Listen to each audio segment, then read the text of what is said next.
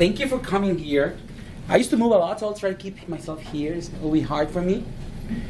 And welcome for attending my session. We were talking about development workflow in Drupal 8. Some of the topics that I'll be talking about is Composer, Drupal console, Git, some other tools. And after some conversation I had with people yesterday during the sprints, I decided to add some topics at the end. So those topics I was keeping for DrupalCon session, which is basically the same name, but it's a different session. It's kind of weird. I mean, register as with this name, but basically during the process of time and I'm working on the flow, it's been changing a lot, so I'm adding more features to that. So I decided to add a topic about artifact, building an artifact. I don't know if you're aware of that, but I will touch in a little at the end, and that will be touched more in detail in Baltimore. Well, and this session could have another name, something like, Drush Make is that, Drush Make, right? We all know Drush Make. Before Composer days, we used to build our projects using Drush Make. Yes, Drush Make, it was our way to defining project dependencies and get them in our local environment. And this makes our life easy because we can have one file defining all of the modules we require in this specific version and get it into our system, so we don't need to start from scratch every single time, running DrushDL this, DrushDL this other. So basically we build a package, we'll grow definition, metadata, run something, and then magically all of the packages are here. And well, that Drush Make works great. It still works great. But there's another tool called Composer, and everyone outside of the Drupal world is using Composer, so why we don't? And once Drupal 8 was released, 8.0, it got my attention that the project was containing the vendor directory within it, so it was not ignored from the Git code base. But once 8.1 got released, it was a switch in the decision. They decided to move away the vendor directory, which was a win from my point of view. Some people agree, like, no, you should have this one. We'll talk about more at the end. But yeah, I think it's a win. So we'll be talking about Composer. And first, jumping into more detail. So I'm Manuel Olivas. I'm a Drupal and Symfony developer. I just found this Winnow company last year. After switching names here and there, we decided to go with this one per some recommendations. And we do Symfony and Drupal development. We also try to get into more involved into React and all of this kind of new shiny JavaScript things, but mostly Symfony and Drupal development. We have a team of developers in South Latin America. And you can find me at Twitter, and probably most social network as JMOLIVAS. And also you find me tweeting a Drupal console, and we know Drupal handler. Basically spend half of my day tweeting things and retweeting things from people that I find interesting. Now, let's talk about dependency management. So we have a project, right? And then obviously our project will require some other people dependents. All the people, projects, or packages. Before Drupal 8, it was not really common to have depending on third-party packages. Starting with D8, it's built on Symfony components, which is basically a lot of the code that we use when using Drupal is not part of Drupal. It's not part of Drupal, or was not coded inside Drupal. It was coded for someone else, and it's living in another space other than drupal.org. And following this approach, when loading modules for D8, it's external module like address from commerce, this depends on external library or third-party libraries. And so in this case, it means we need a tool for manage all dependencies. And in this case, we'll be using Composer. Before the Composer days I was mentioning, we used to have Drush Make. And Drush Make works great for components or for modules who was living within drupal.org. Starting from D8, a lot of the modules that you will end up using, let's say, I need a Gride integration with Salesforce. You don't have to Gride the integration. There's an API, someone already wrote that. So just grab a module, make a wrapper, and use that. And you grab a module, but then your module should depend on an external library. This is where Composer helps you. Composer helps you to manage dependencies, a package manager for PHP. It basically helps you to manage dependencies of your project, and the dependencies of your dependencies and the dependencies of your dependencies.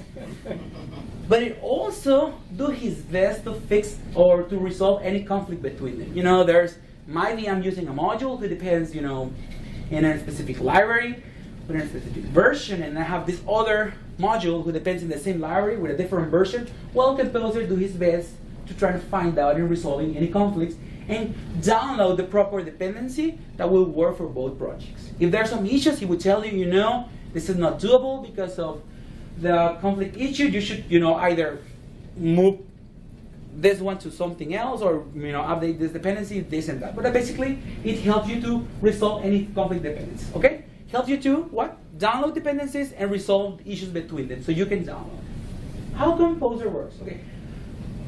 Composer works in a simple way. We have a composer.json file. This is the file.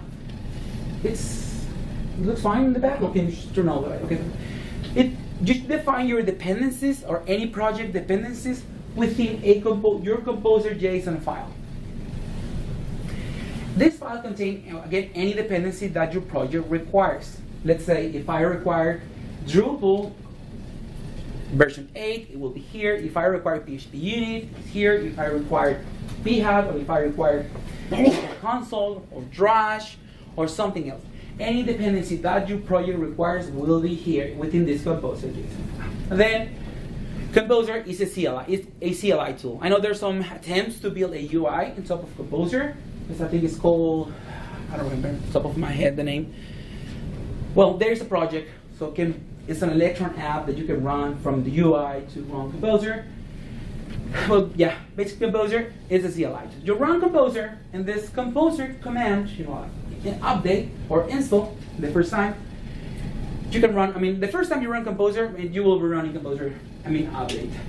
You read Composer, and then look for this Composer file. If it's the first time you're running Composer, this file won't be available. So what Composer do is go to a place called packages. This is where every single package is defined. Well, not every single one, almost every single one besides Drupal packages. We have our own packages place.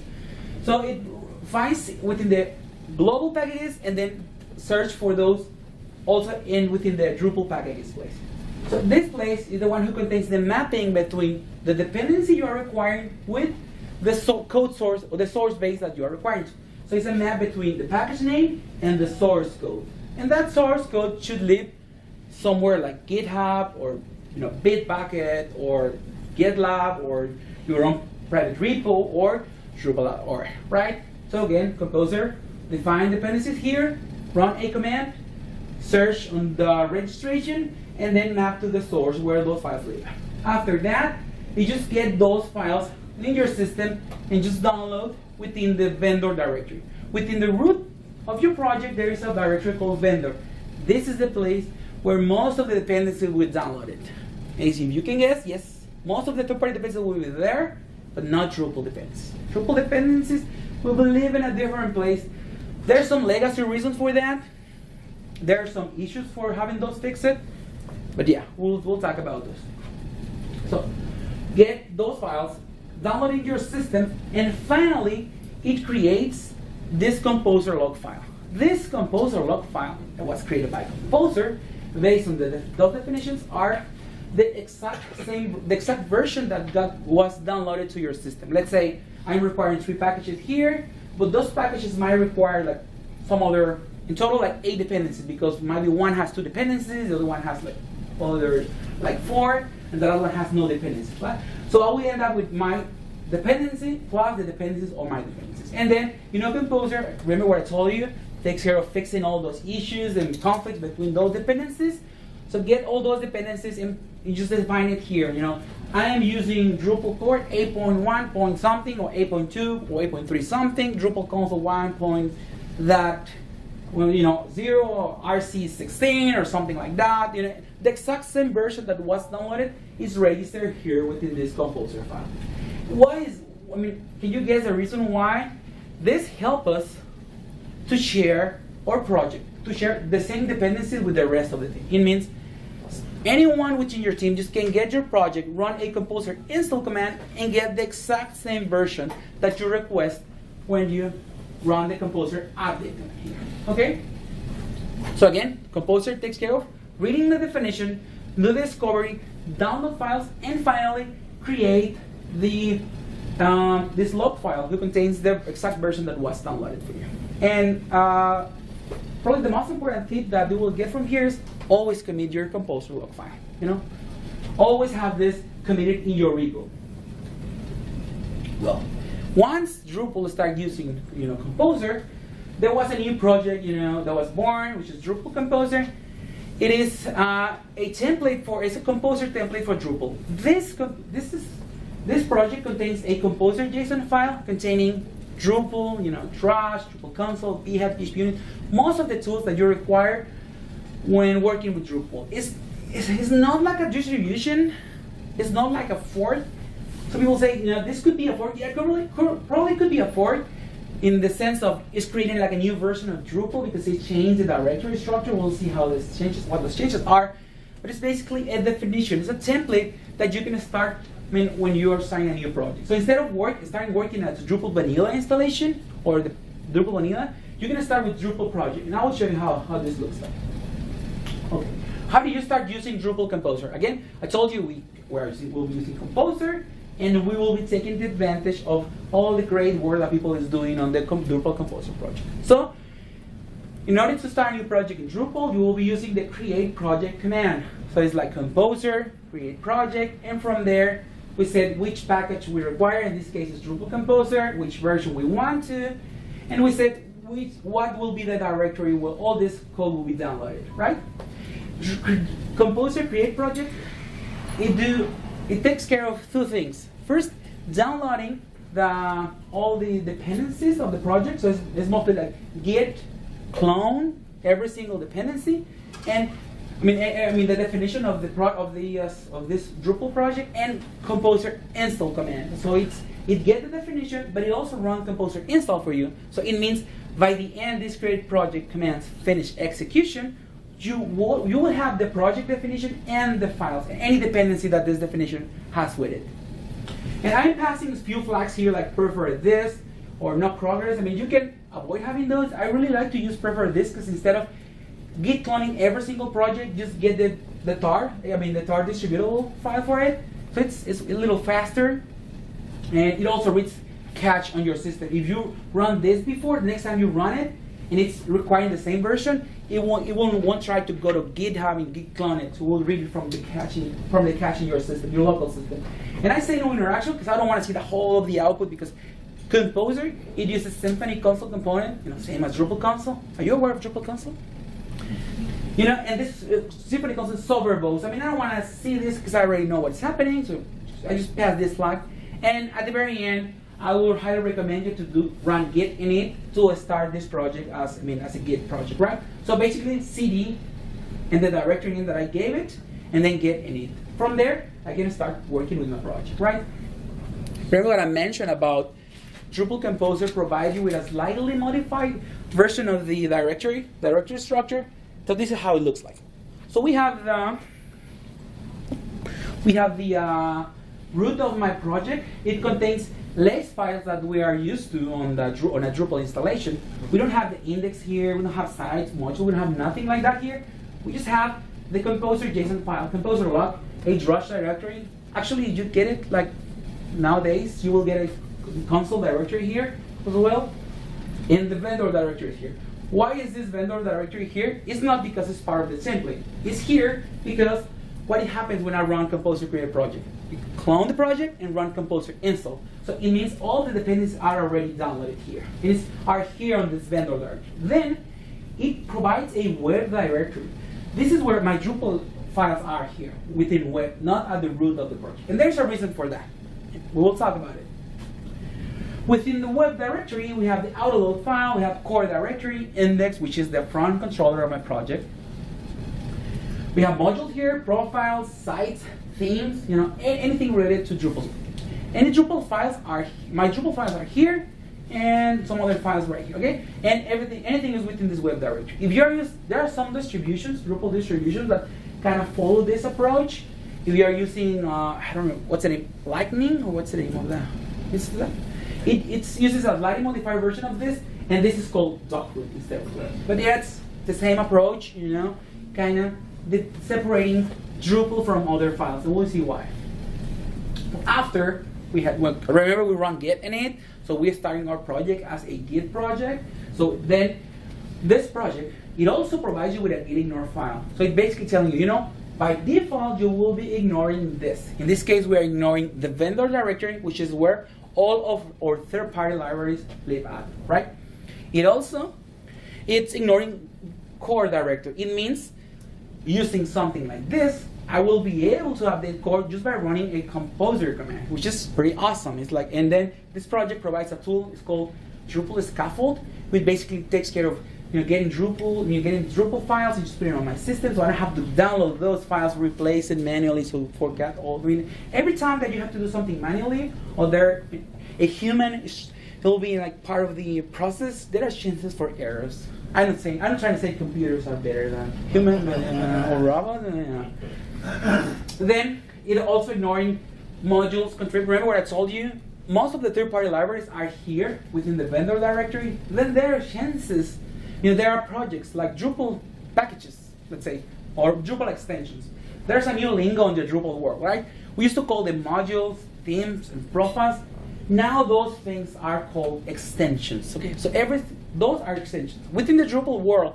But in the end, those extensions or modules or themes or profiles are also called packages within the composer lingo. Okay, packages, projects, blah blah blah. Okay, it's the same thing.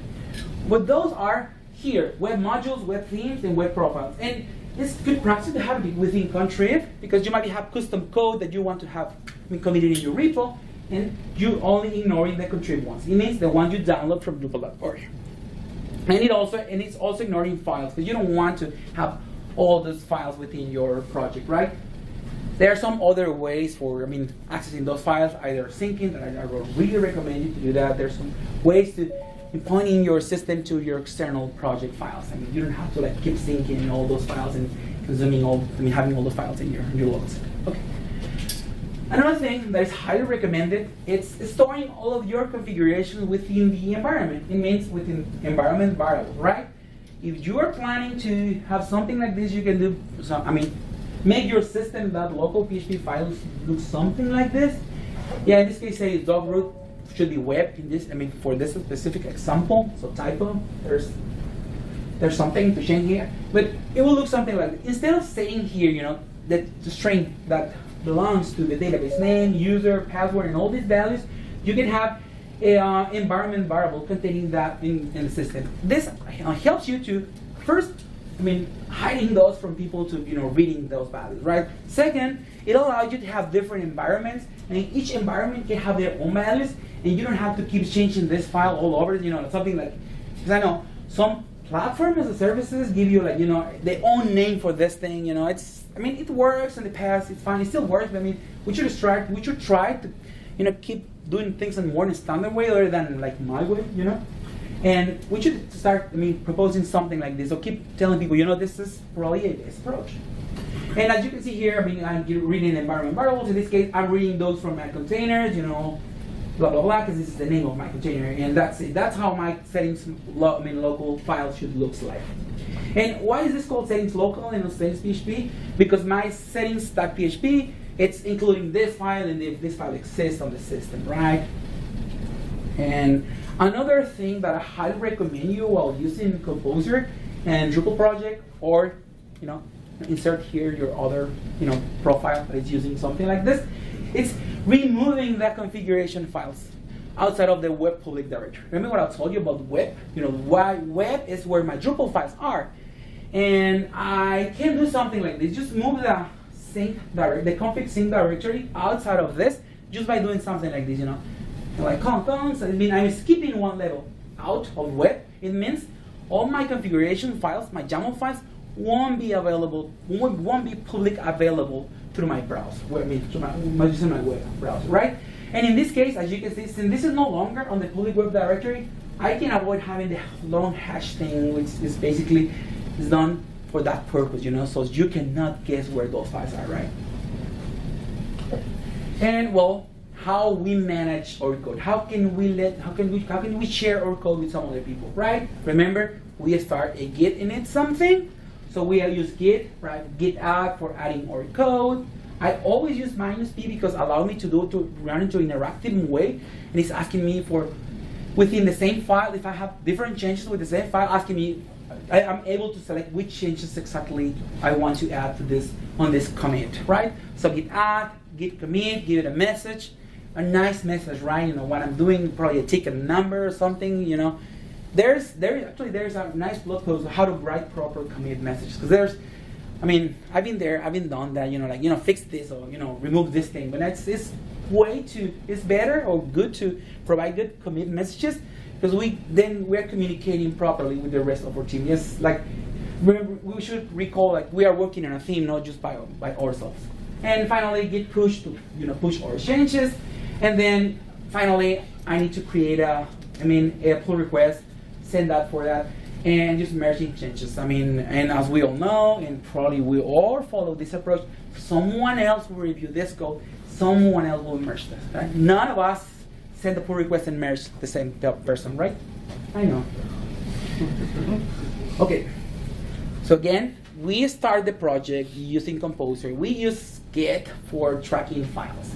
How the rest of my team or workers can get a copy of it. How can they start working in the project temporarily with me? Well, instead of running Composer again or downloading Drupal as we used to do before, it's like git clone. Right? Git clone this one. Git clone, obviously, the project name where this project lives, either Bitbucket or GitHub or anything where my source code is stored. And finally, the only thing the rest of the team need to do is running Composer install. And this command will download dependencies for this project. But instead of doing what we saw at the beginning, reading the Composer JSON file and getting all those dependencies from packages and resolving any conflicts, that work should not be done, was done before. What this Composer install command will do is read the composer.lock file that was generated on the first Composer update execution. And it means anyone within my team will get the exact same version that I download when I was requesting Composer update the first time. So this is the way we ensure the rest of the team is using the exact same version of the dependencies to work with. It means no one will be broken. And again, let's keep moving. How we used to download module in the past. Either drush.pl or Drupal console module download command. And that is no longer, I don't want to say, it's not a bad practice, but it's not a good practice anymore. Since we are using Composer to manage all dependencies, a better way to manage those dependencies is by keeping using Composer. If I want to add a new module to my project, I will use the require command. So Composer require and then module name. We can probably say, colon here and then give it a version. And sometimes it's good to give it a version, because if you try to download something that doesn't have a stable version, you might end up with getting a Drupal 7 version instead of the 8. Sure. It happened to me before. I have not recorded. But yeah, just give it a column 1.0. If you were using Drupal Composer before they switched to drupal.org packages, maybe your Composer file has something like 8.1 something or 8.2 that something. That is not supported anymore. Once Drupal Composer switched to drupal.org packages repository, all the module version here start from the 1 or the 2 version. The 8 got removed. It's no longer there. Okay? And there are some reasons for maintaining our own packages, our own repository. I don't want to get into that deal, but there. If you want to install the module, then you can use the awesome Drupal console project. Module install, give it a name, and this module get installed, blah, blah, blah. Everyone is happy. And finally, I can run the config export command, to export that configuration, because when you install a module, configuration gets changed. You need to export that configuration to commit it in your project, and someone else can get that as well. Finally, again, since we're using Git, so Git add, Git commit, push, someone else merge. Well, before that, review your code, and it gets merged. And now, how someone else in the team that already Git clone my project before I added changes will update his version. Then he will be running again in fetch, in merge, or pull. I mean, you can do anything. I mean, your workflow, you might be using, like pull instead of fetch merge. It's up to you. And then you can run composer install. So composer install will read what? The composer.lock file that was updated on this previous command. So composer requires do two things here. First, download the module for you and update the composer.lock file that was committed in that previous commit, and it's available for the rest of the team. So again, run composer install, get the latest version, which in this case is only one change. A new module was added to composer.lock. Read from there and just install on my system. And I finally run config import because I want to get all those configuration changes that are, committed on the repository to apply on my local installation. And finally, this is your best friend, cache rebuild command on Drupal 8. Caching is so aggressive in 8, which is really good. But for development, it's kind of hard. Sometimes you have to do a lot of cache rebuild. Or CR, if you want to. We have aliases. And we call CR not because it's cache rebuild, because of Costa Rica. When we started the project, it was in Costa Rica 2 years ago. That's why we have it. Kenny's here, you remember? That Drupal Camp Costa Rica. That's why we call it CR. We finally end up let's name it rebuild because people probably get confusing with Costa Rica. Okay, how can I get my modules updated? Okay. Now, before that, I request the module by composer require. In this case, in order to update a module, I'll be running composer update command. Again, composer update, give it the module name, and same thing will happen. Composer.lock file will be updated if there's some changes, and means I required to add those to my repo. And finally, when getting a new version of a module, there are sometimes those provide database updates. So you can run update execute Drupal console command to get those. You can do something like update execute and give it a module name, or just pass all as an argument, and every single pending hook update will be executed from this. And again, finally, since there were changes for this module, the composer.lock file was updated. So I commit it to my repo, and then someone else in the team can do the same flow, right? Merge, fetch, merge, or pull, then composer install. In this case, there were changes on a new version of the module. So it means in this other computer, the guy who is getting the project, it also some database updates pending to be executed. So update execute command will do the work, or it might be, if you don't know exactly which module was updated, or maybe were like a couple of them, you can just run Drupal execute all, and then all of the pending database update will be run. So this is like update command, right? How do I update code? Remember I told you, the web core directory is ignored. It's getting up. There's a latest version. Some critical issues have, security thing happened, because it happened in the past. You have to update your Drupal core version. Just running composer update and then Drupal core, which is in this case, this is the package that I want to update, will do the work for you.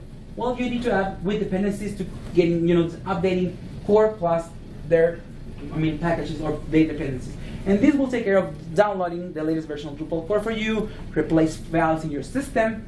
This not only requires files within the web core directory. There's some other files that will get updated, but this is because, and those files you don't have to do it manually because this project and Lightning and some other distributions are using a project. It's called Drupal scaffolding, which is the one who takes care of replacing those files for you. You might be getting some conflicts. Probably just change some of those files. You might need to resolve those via Git, make changes, Git commit, and just everything will be there. But yeah, running this will get the project and also update some other files for you in your system. Well, which advantages we have by using this workflow, right? So we are using Composer to manage the site. It means there's no more Drush Make. And the vendor directory is ignored. And maybe some people can argue, it's a good practice to have this and do not run Composer install on the server. And we will talk about this in a few. We are also using Git for code and configuration, which is great because we can share with our theme, code and configuration easily, making this part of our flow. And modules and third-party dependencies are managed through composers. Okay, it's not only like third-party dependencies; it's also modules. Well, modules, themes, and profiles are managed by Composer. So we are using one tool to manage the whole thing. And finally, our config directory is outside of the project root. And something else we have here, but it's not listed, is we are managing our credentials using environment variables. Again, which is really, really important. You have to start doing that. Just avoid, having that data available on your system or on your repo. And also because it makes easy to transport that project through different stages or servers. Okay, now let's jump into how Composer knows about those modules, right? And Composer knows about those modules because every single module, every single Composer package or project contains a Composer JSON file. So it means every single module, every single Drupal 8 module that should be shared on a contribute space should contain this file. And this file should contain a definition, which is the name that how this package will be registered. We'll have a description. We can give it a name, this module do this or do that. And this is one of the most important parts here.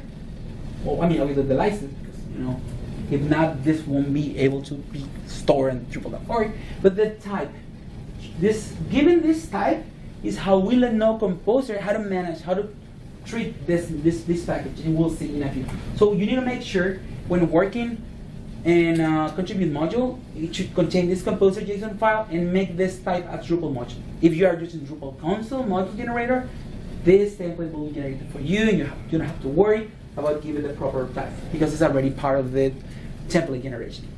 Okay? Then how my site knows about it. Okay. Now what I showed you before is the Composer definition of each module, but how Drupal knows about it. The Drupal, my Drupal site contains a Composer JSON file. By default, Composer search on the packages.org place, right? There is a place with every single project or PHP framework, register their own libraries or third-party libraries or modules or bundles or something. But then Drupal uses Drupal.org packages. So I have to give this instruction. But in this case, you don't have to worry because we are using Drupal Composer project, and this is part of the template that we are using. By using Drupal Composer, again, this is preset on the template, so I don't have to worry. This is the instruction that tells Composer, search on the packages.org, but also search on packages.drupal.org. In this case, I'm telling 8 because this is the version that I'm working with. You're going to start using this with Drupal 7 as well. And then, remember, how every single third-party dependency is downloaded to the vendor directory, except Drupal dependencies. This is why. Within our Composer file template, there is also another definition. This definition tells my project that any single dependency, defined as Drupal core, will be downloaded here. If it's defined as a Drupal module, then will be downloaded here. Web modules contribute. This is how composers know. Instead of having this one and just download to vendor directory, just download it and just put it here. Web modules contribute, and the name, is a placeholder for the module name. Same for profiles and themes. This is how we'll know Composer. And again, since we are using Drupal Composer, we don't have to worry about it. This is already predefined. Okay. Then maybe your next question is, how can I use a module outside of Drupal.org? Because by doing something like this, I am selling search for modules here, but also I'm telling my module what my module looks like. So, type S, sorry. How can I use a module outside of Drupal.org? Then within your Composer file, you can do something like this. Register a new package. Type, use a new package, give it a name, a version, and a type. So this is an extra definition that I can add, or I could add to my to the composer JSON file within my project. Doing something like this, given this a source in a URL, I can point this to any repo or any code base that it's living outside of either drupal.org or something else. So I can define my own packages only valid for this project, right? So it means after doing this registration, I can do something like composer required and give the module name that I use on my definition, right? So I can store packages might be outside of drupal.org or packages when this is useful. Let's say you're using a project that might be abandoned, or you want to do a quick fix, and maybe the easiest thing will be create a patch, right? But in this case, for some strange reason, you want to test something that you find out in drupal.org. Maybe you find a project or a module, but the module has no composer JSON file, and you want to test it yourself. So you can register yourself here and use Composer to download into your local system, right? And making this part of your project. Okay, now how can you apply patches, right? Remember, we used to Drush Make, and we apply patches like that. So we can do something like this. This composer, this Drupal composer project, it contains a library to manage patches. And it's as easy as registering this within the extra patches section. You just specify which module that you want to affect with this patch. Give it a description and a patch file URL.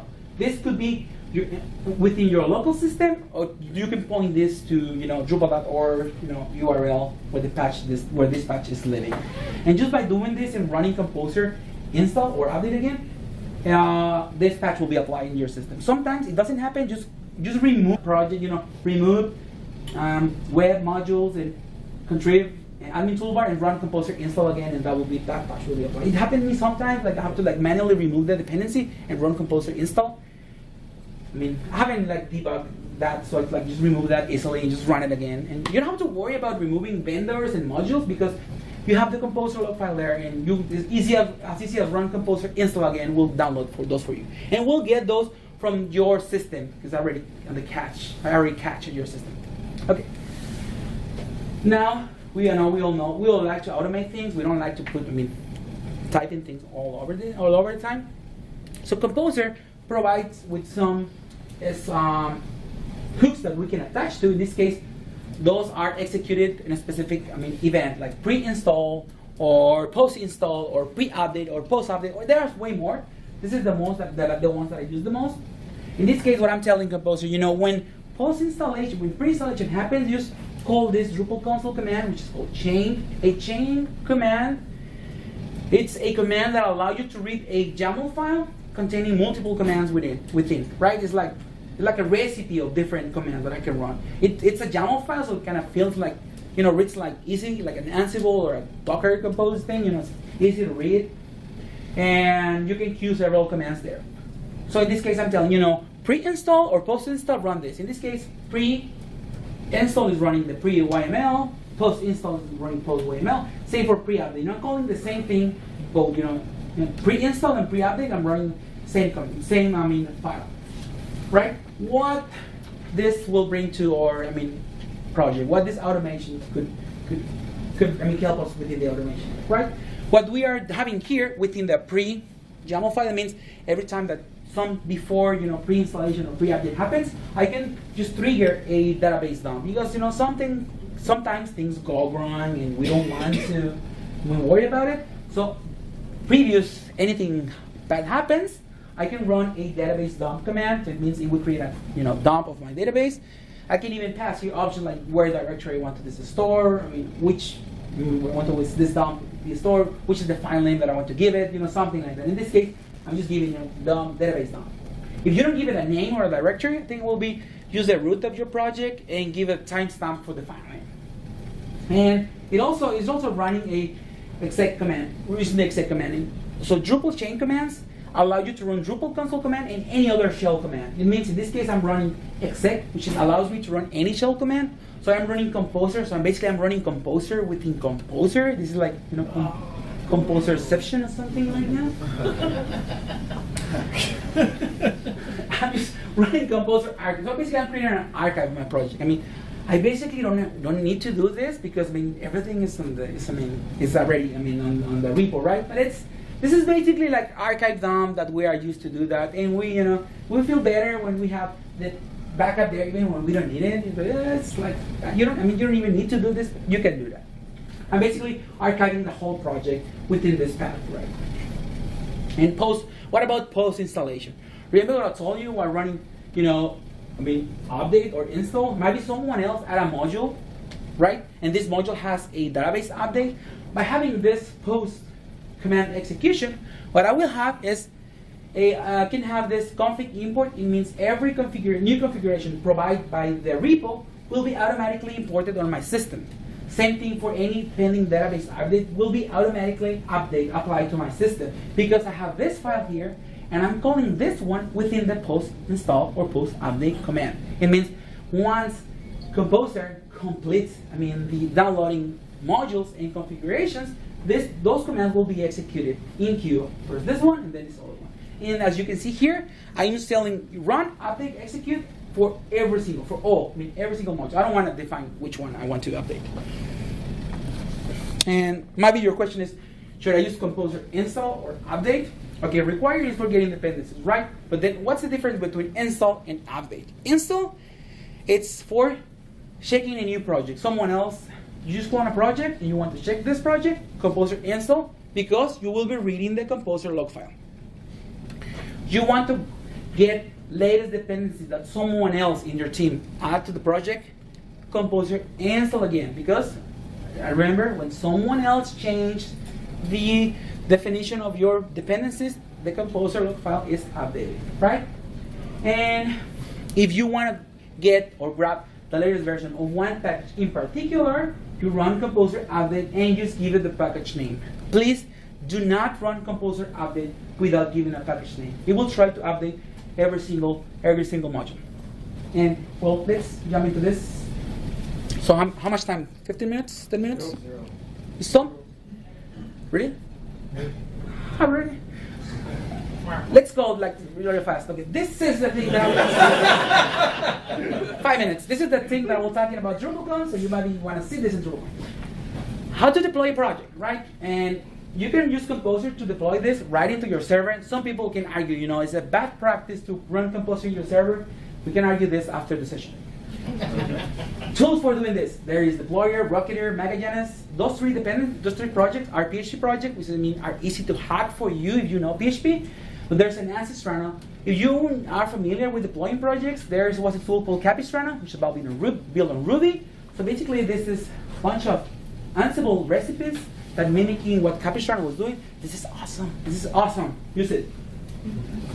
Build and deploy an artifact. Okay, doing something like those tools can help you to deploy right through your production server. Some people think this is dangerous and should not be done. Again, we can talk about this. Probably what you can do in order to avoid this is building an artifact.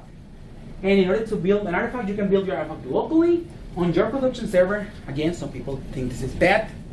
And using a stage server, maybe this is the best way to do this. Right? Having a stage server who takes care of building the artifact for you. And you can deploy from here. Which tools you can use? You can use pretty much the same tools that I told before. And also you can use Theme or BLP, which is already pre-coded for you. Or you can use Drupal console chain command for building your artifact.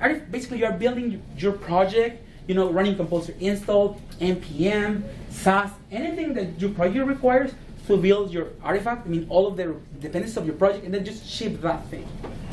And when you are deploying, it's highly recommended that you just don't deploy to the production, directory.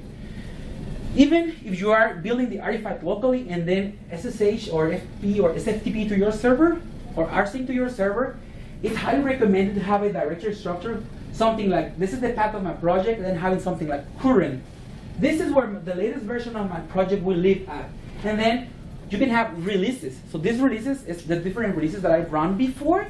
And this should be unique, either by timestamp or like incremental numbers. And then a shared directory. So right here will be the file you will sharing, like your settings file will be here, your files and your public file will be here. Anything that you want to share across the different releases will be here.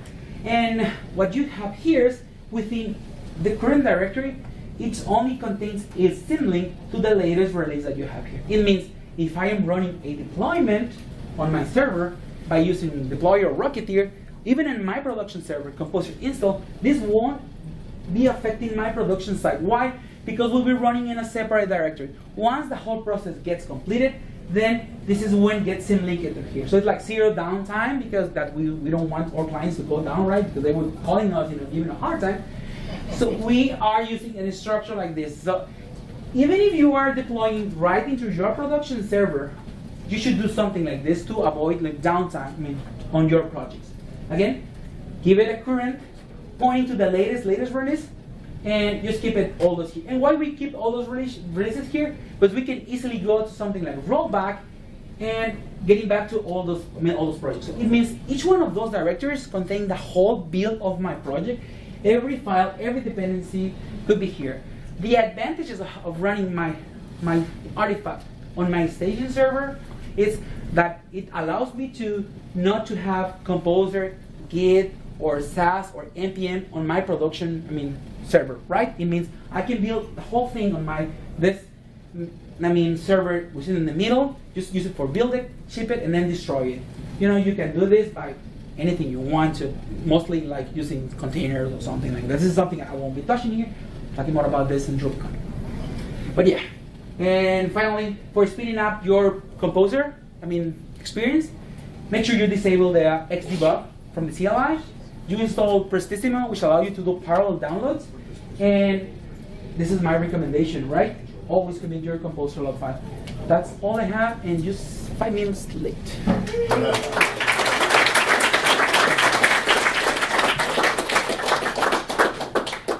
So, question, feedback? Yes? So, you kind of hinted at it a couple times. So the advantage of not committing your vendor directory, your core directory, contrib modules, etc., not committing that, and instead committing your composer.lock and running composer install on the servers, instead of actually committing those things, so that you can just pull them from What benefit first? Well, space, which is like ship, so we don't care about the space. Okay, let's talk about a code review, right? Someone else add a new module. Let's create a new module, but at some point it requires an extra dependency, right? So this guy commit all the setup pull requests. What's the difference between reviewing like 5 files or 120 files? Right? You're running, doing code reviews, security thing, running, security problem. You can run this. There are some tools. There are tools from Sensio who allow you to read the composer log file and telling if any of your dependencies has security issues. It's easier for you to see have a better understanding of what people it's sending on this pull request, and it also helps you to something really, really awesome. Avoid from people hacking those third-party dependencies, because I've seen that before. People just go to the vendor, change something, and suddenly when you run Composer again, those changes are gone.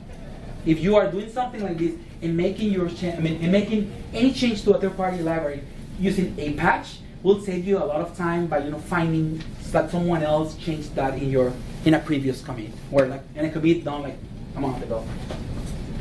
Yes. Also, a composer can fail too, right? So yeah, that'd be another benefit, I think. Composer could fail. Yeah, It's not installing correctly on production, and then you have your dependencies not. Yeah, but remember we are having something like this, and then. So if you run Composer in your server, let's say we'll be running here, right? Mm-hmm. But if the process didn't complete, maybe GitHub was down, or someone deleted a package. Remember the JavaScript incident? If the process didn't complete, then this won't be symlinked to current. So your production server will never be, affected by your deployment process. Right. Yeah, I was just saying that's an added benefit to not running it directly in production. Yeah, it's good. It's good practice to have this, the stage server for running all your builds, and use this one for syncing to production. You can do this locally, but at some point, by doing locally, you are not ensuring mimicking the same environment. So basically, your local I mean, OS might be different than the one on production. So I know you can use Docker, you can use Drupal VM, you can things like that. But I mean, having something like this, can give you more chance to mimic what the production server is. So you might be building the stage and production based on the same Ansible recipe or Docker Compose file. And it also helps you to share this with your client, right? Maybe your client wants to see this build and just click around and make sure, do some quality assurance thing on the server so you can share this. You can do this locally, yes you can, but you need to install nGroup in your system, run it every single time, share the link, that link will disappear. I mean, if you computer crashes or you cancel that process. So another benefit of using a stage server is that you can share this build, this artifact, or this build with your clients so they can mess around with the site. Yes?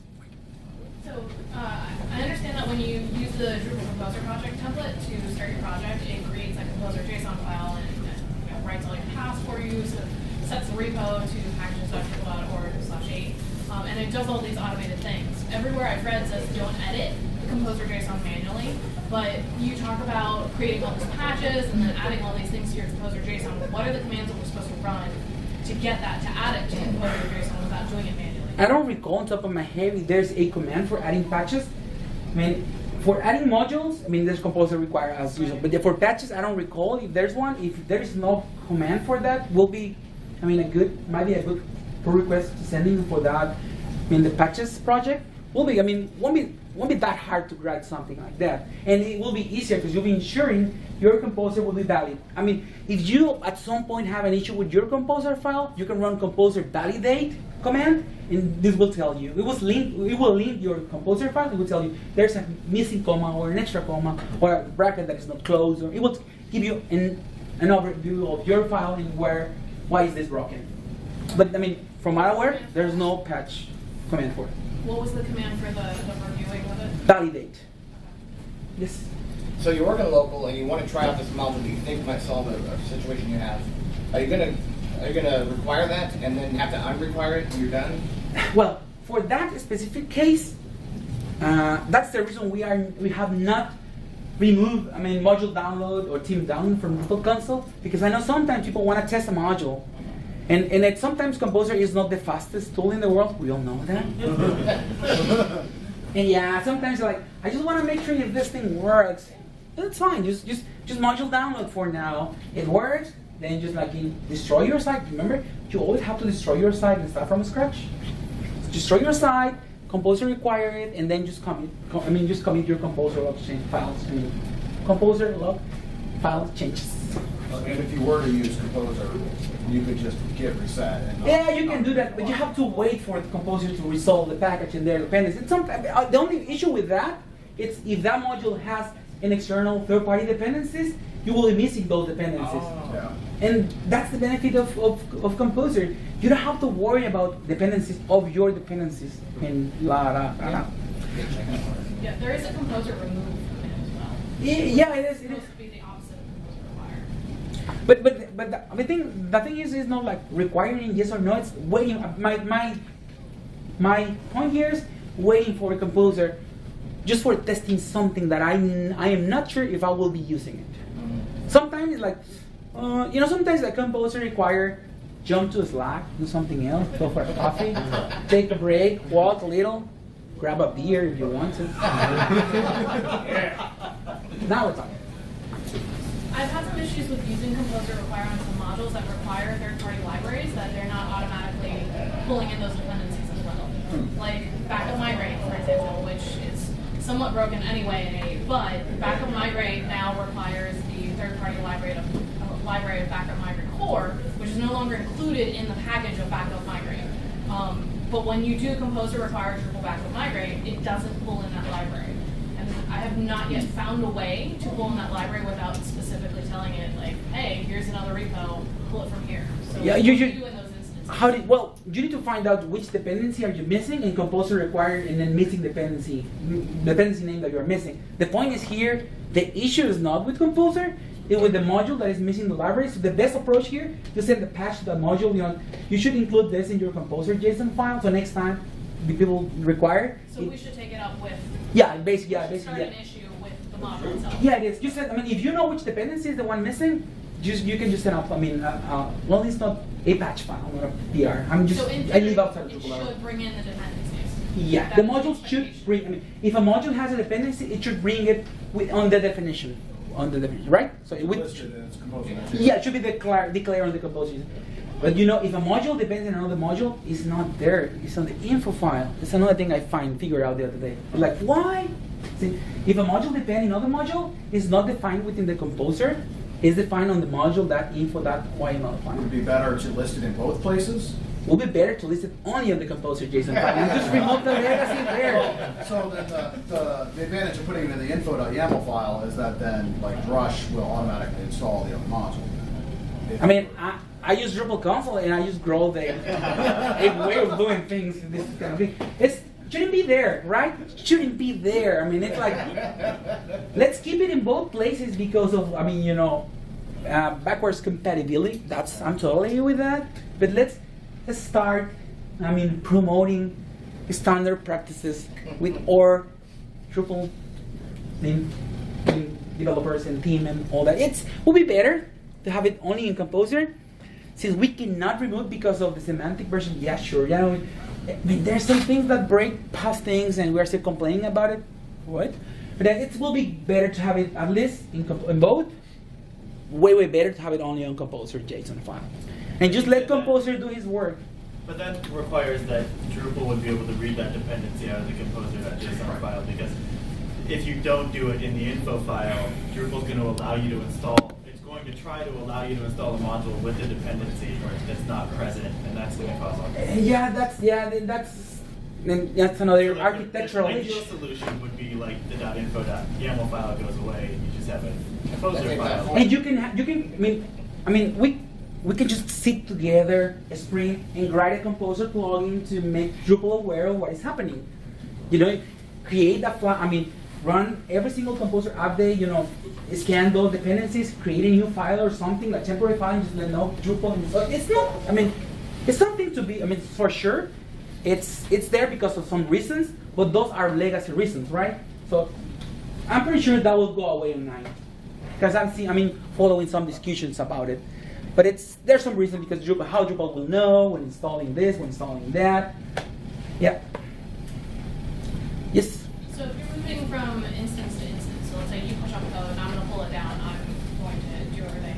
Just because you have all these modules listed in your composer.lock file that you've required, doesn't mean that none of them actually are automatically enabled or installed or anything. So how do you keep consistent workflow in saying which of those modules should be installed from one person to the next or from one environment to the next? What you should install them like manually. What I used to do instead, it's like providing a PostScript command.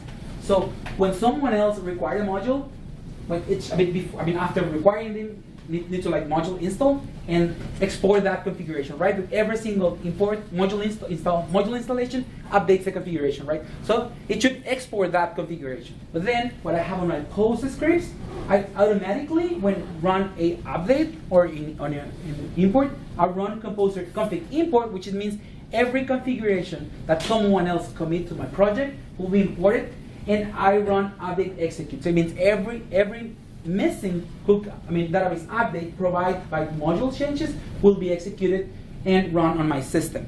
So you can automate things with Composer like this, but it's still a manual process, because one thing is downloading the project and another thing is installing this into your system. And that could be confusing, but remember, if you export, you should export your configuration after installing, and this is how you share with the rest of your team this module is installed. So by running config import, that module will be installed in the rest of your team computers or local system. Right? Doing something like this can help a little, and by automating things, because we all like to automate things, just run things, have time for another beer. And I think when you're saying, the config export and the config import, even if you just have a dev test log environment, that's theoretically how you would do it. So basically, you should move that configuration as part of your workflow, right? So if you download something, that's fine. You change your composer.lock file. You update something, I mean, you install a module, then you need to export configuration, right? So config export command, create those files or update those files in your system, then commit those files in your repo. Someone else get those changes just by running config import. Those changes will be, synced in their stage configuration. So it'll enable the module for you and then initiate those configs? Huh? It'll enable the module for you and then sync those configs? Right, running this, yes. So dev has a new module, test doesn't happen. We push up config imports. There's a new module which has never been enabled before, but it has to enable it in order to honor the config Yes. settings.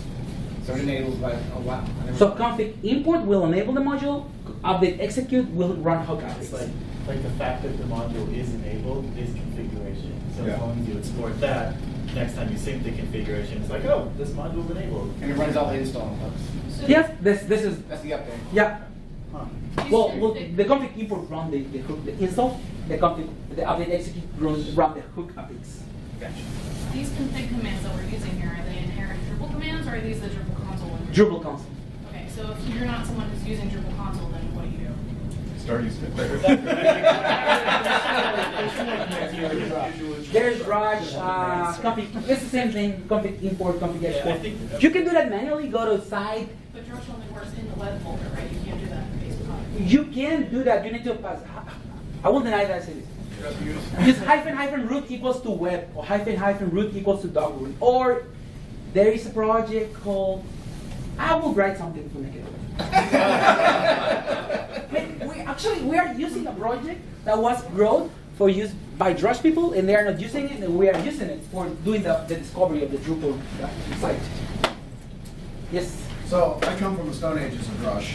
I'm probably still in the minority here.